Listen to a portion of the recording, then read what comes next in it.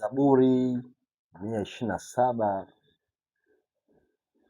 mstari wa kwanza, Biblia inasema, Bwana asipoijenga nyumba, wajengao wafanya kazi bure. Ndoto yetu inazungumzia kuhusu nyumba. Nyumba ina tafsiri nyingi, lakini kuna wakati nyumba pia inasimamisha ni mtu, inaweza pia ikawa inawakilisha mtu, kwa sababu unaweza ukaota ndoto uko mbele ya nyumba. Maana yake ni kwamba inaonyesha mbele yako, future yako au hatima yako ya mbele. Ndio maana umeota ndoto uko mbele ya nyumba. Lakini kuna wakati mwingine unaweza ukaota ndoto uko nyuma ya nyumba. Kwa nyumba maana yake inaonyesha nyuma yako.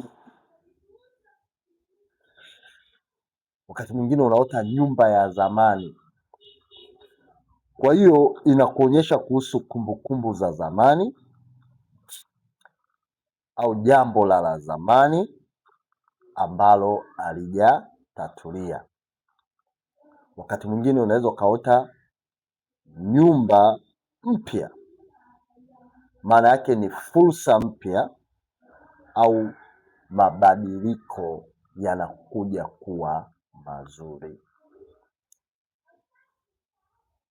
Lakini wakati mwingine unaona unajenga nyumba mpya, maana yake ni mipango mipya ya baadaye ambayo umeiweka kwenye maisha yako. Lakini kwa wakati mwingine unaonyesha kuhamia katika nyumba mpya.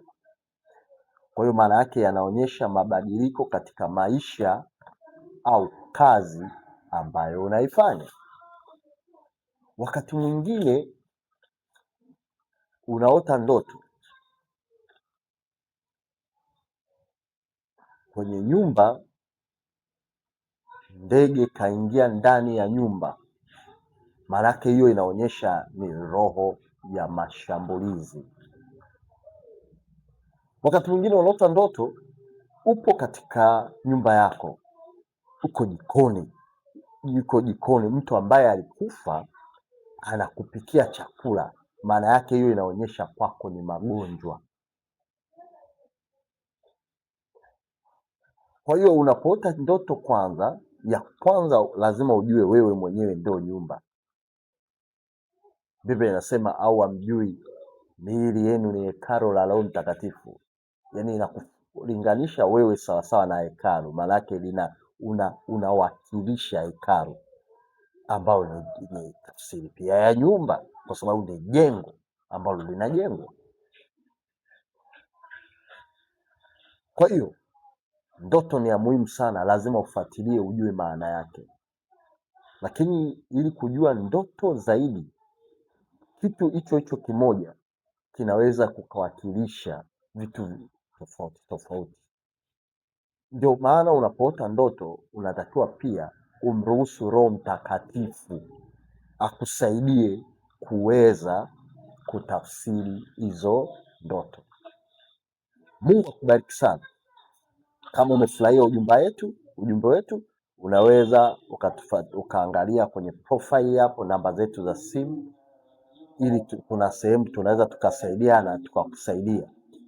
Mungu akubariki sana. Naitwa mtumishi Daniel, na Mungu akakubariki. Amen.